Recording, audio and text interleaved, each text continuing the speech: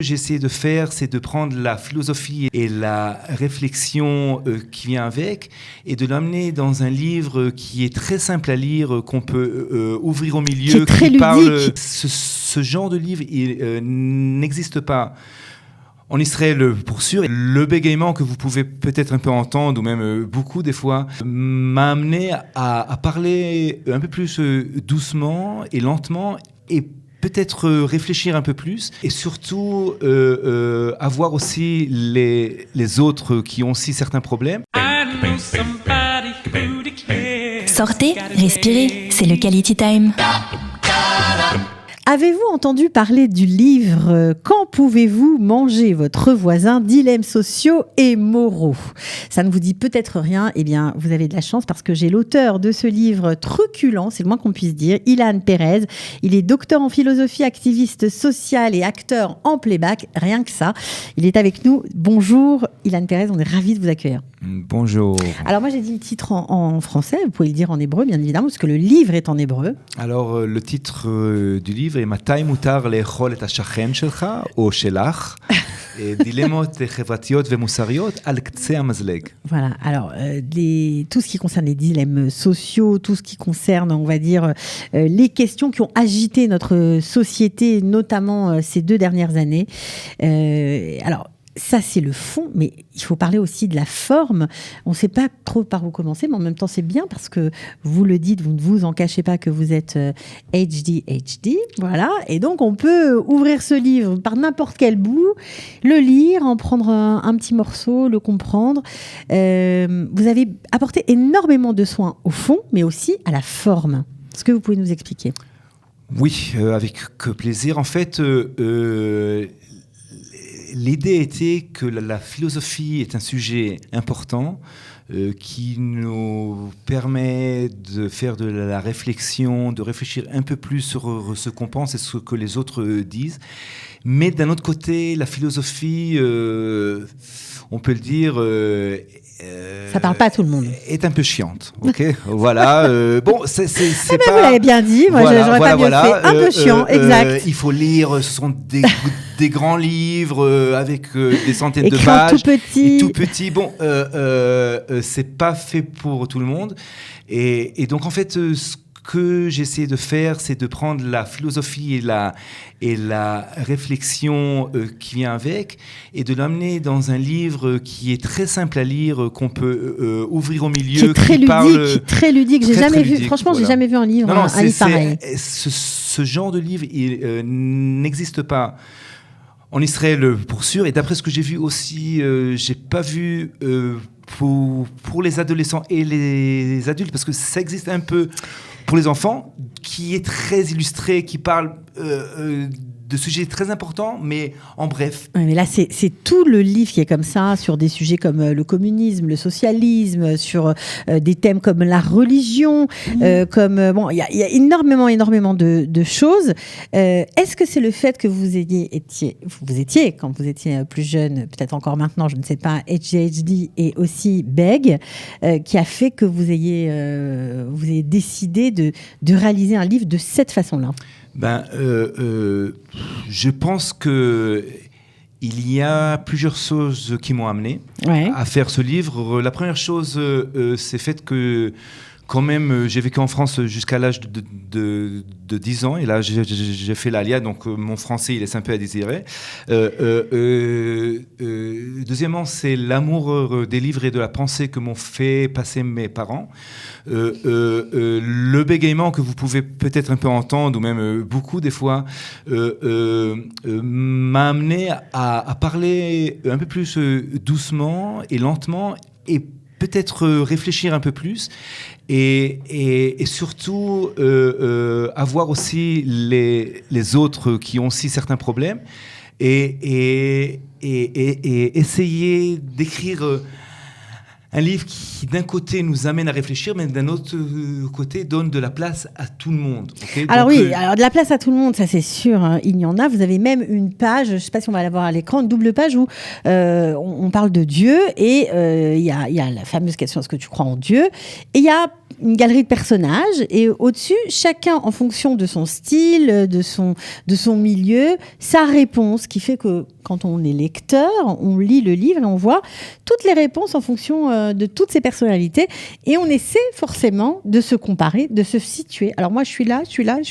Exactement. C'est intéressant. Et donc, je pense qu'un des grands problèmes dans la société israélienne, je pense que c'est un grand problème dans le monde entier, mais surtout en Israël, et ces dernières années, c'est qu'il y a beaucoup plus de réponses que de questions, et chacun, il est sûr de son idée, de sa croyance, et dans les écoles, ce sont des écoles laïques ou religieuses qui essayent d'amener toutes les réponses aux élèves au lieu de les amener à réfléchir et à se poser des questions. Alors là, les questions chez vous, c'est parce qu'il manque. La justice sociale est-elle préférable à l'égalité ou à la liberté? Quelles sont les conditions d'une guerre morale? Le confinement est-il justifié pendant une épidémie? Vous pouvez aussi, bien sûr, par rapport à la religion, quel est le rapport approprié vis-à-vis des religions différentes de la vôtre? En gros, vous nous engagez à nous mesurer avec des idées différentes des nôtres et à essayer d'accepter le dialogue. C'est ça votre but. Voilà. D'accepter un dialogue entre les différents parts de la tribu ou des différentes tribus en Israël. Et si vous voulez, ça fait partie d'une plus grande initiative philosophique qui amène avec le livre et avec des ateliers de philosophie dynamiques que je fais avec des oui, parce que vous faites plein de trucs. Alors là, des professeurs pour amener les gens à respecter d'abord ceux qui pensent eux-mêmes parce qu'ils vont le comprendre un peu plus et ce que dit l'autre. Okay. C'est-à-dire, ça aide aussi à se faire sa propre opinion parce qu'il y a beaucoup de jeunes aujourd'hui qui se disent ok, c'est vrai que c'est intéressant comme sujet, mais franchement, je ne sais pas ce que j'en pense. Voilà. J'en sais rien. Ils entendent un politicien qui dit je ne vais pas dire ce qu'il dit, mais ce ne sont pas des choses intelligentes. Okay. Et il dit alors, il a raison. Au lieu d'avoir accès facilement à plusieurs idées un tout petit peu plus profondes pour comprendre et prendre position. Position, exactement. Alors, manger son voisin, c'est le sport national en Israël? Voilà, donc beaucoup de lecteurs me demandent donc quelle est la réponse? C'est quand qu'on peut manger notre voisin? Et en fait, ma réponse, c'est que j'espère qu'après avoir lu le livre, ou du moins le feuilleter ou le parcourir, c'est qu'on comprendra qu'il vaut mieux ne pas le manger. Voilà. Alors, le livre a été édité aux éditions Yediot Sfari, mais il a été conçu, en tout cas pour le graphisme, par un très grand studio en Israël, un studio de graphisme qui s'appelle Dov Abrahamson. Vous avez mis combien de temps pour le réaliser et comment vous avez travaillé? En fait, ça a pris presque 5 ans. Ouais. Donc, en parallèle avec les autres choses que je fais. Et donc, en fait, on a, après avoir écrit un premier prototype du livre sur les différents sujets, j'ai travaillé avec le studio. Et on a essayé de faire une conceptualisation ouais.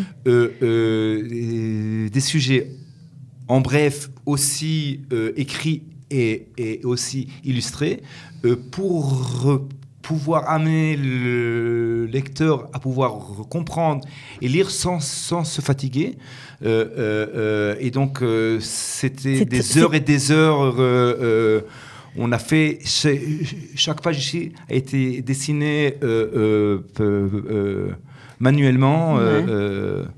Non, non, on voit qu'il y a beaucoup de soins. C'est un très grand projet. Un grand projet. On voit qu'il y a beaucoup de soins apportés. Et franchement, c'est un ouvrage à mettre entre toutes les mains parce que ça peut servir à tout le monde, aux adultes, aux enfants. Je pense aux jeunes qui passent le bac, enfin, ceux qui sont en Youd ou Youd Aleph, qui ont le bac d'histoire. Il y a énormément de notions et ça peut vraiment, vraiment les aider.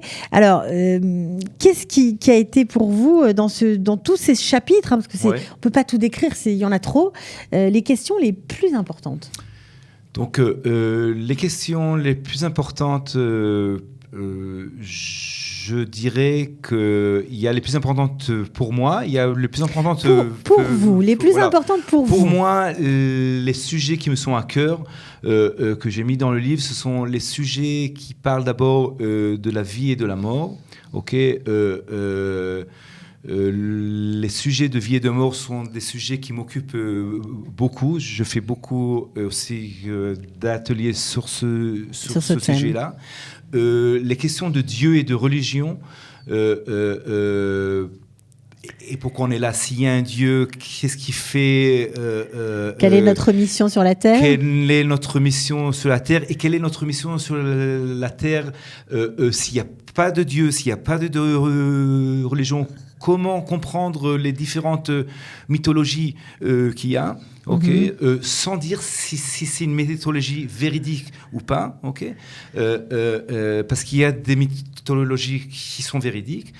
Et peut-être le troisième sujet, c'est le sujet des droits des femmes, qui aussi a été amené dans le livre pour comprendre un peu plus sur les différents courants, sur les différents problèmes, et même quelle est la situation aujourd'hui. Est-ce qu'on doit continuer de se battre pour les droits des femmes, ou qu'on est déjà là? Donc j'amène aussi les deux côtés. Voilà. Donc c'est vraiment un livre qui permet la réflexion. Voilà, c'est pas grave, ça peut arriver. Donc un livre qui permet la réflexion et qui nous donne des pistes, voilà, tout simplement, qui ouvre la tête. Je crois que c'est un peu votre but. Alors ce que je n'ai pas dit, c'est que vous êtes aussi sous-directeur de la société Praxel.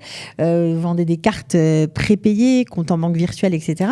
Ils en ont pensé quoi de vous voir sortir un livre pareil chez vous? À vrai dire, ils me connaissent. Moi, j'essaye dans ma vie de travailler et de vivre de façon, disons, interdisciplinaire. Et donc, en fait, j'amène déjà la philosophie dans le high-tech. J'ai amené le high-tech dans la philo par les dessins graphiques qui sont très minimales. C'est génial, franchement, il y a les couleurs et tout, vraiment. J'amène l'empathie qui vient du playback, du théâtre, dans le high-tech avec les rapports avec les clients. Donc, vous mélangez tout. Je pense que l'homme est un complexe de données, de croyances et de possibilités qui doivent aller ensemble. Et il ne faut pas dire je suis A, B, C et c'est différent. Mais non, on est un tout. Et c'est ce que vous avez essayé de faire à travers aussi cet ouvrage. Et franchement, c'est extrêmement bien fait. Je crois même que le ministre de la Culture, le nouveau ministre de la Culture, a été séduit. Vous en achetez quelques-uns. Il en a acheté là, au Chavois SFR, à la semaine du livre qui a eu la semaine dernière, qui a eu lieu à la Tahana à Jérusalem. Donc j'y étais, il a acheté 3 ou 4 livres et dont ce livre-là, il a beaucoup aimé. Et c'est un livre aussi qui commence à arriver dans les mechinotes avant l'armée. Oui, parce que c'est très, très explicatif. Et on imagine que les jeunes qui n'ont pas tellement la tête aux études, à se taper des pavés, comme vous l'avez dit, un peu abscons, préfèrent largement votre livre pour apprendre des notions aussi de base et puis pour réfléchir tout simplement. Et pour réfléchir tout simplement. Ou tout simplement réfléchir. Voilà. Ok, mais merci beaucoup. En tout cas, Merci enchanté beaucoup d'avoir... de m'avoir invité. Avec plaisir. Voilà, vraiment, j'espère que vous allez en vendre énormément parce que vous le méritez largement. À bientôt, Ilan Pérez. Merci beaucoup. Sortez, respirez, c'est le Quality Time.